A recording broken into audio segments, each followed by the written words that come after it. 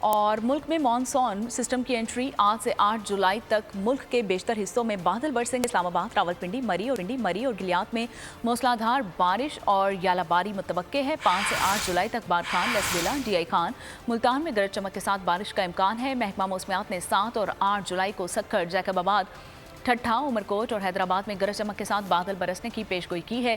4 سے 7 جولائی تک راولپنڈی، اسلام آباد میں بارش سے اربن فلڈنگ کا بھی خدشہ ہے، جبکہ کشمیر، گلگت بلتستان کے پہاڑی علاقوں میں لینڈ سلائیڈنگ کا خطرہ ہے۔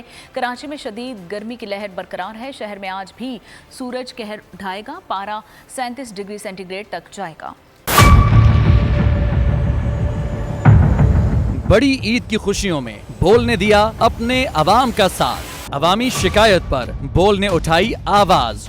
ادھر پشاور میں آلائشوں کو ٹھکانے لگانے کے لیے WSSP کا خصوصی آپریشن شروع ہو گیا ہے، جس میں 3259 اہلکاروں سمیت 683 گاڑیاں حصہ لے رہی ہیں۔ بول کی خبر پر اداروں نے بھی کس لی کمر، لیا ایکشن۔ لاہور میں مختلف مقامات پر علائشیں جو ہیں وہ ہمیں سڑکوں پر دکھائی دے رہی تھی، لیکن اس کے بعد جو LWMC ہے ان کا عملہ جو ہے وہ اس کے بعد فیلڈ میں نکلا اور اس کے بعد علائشوں کو ہٹانے کا سلسلہ جو ہے وہ شروع کر دیا گیا، کیونکہ بول ہے پاکستان کا نمبر 1 نیوز چینل۔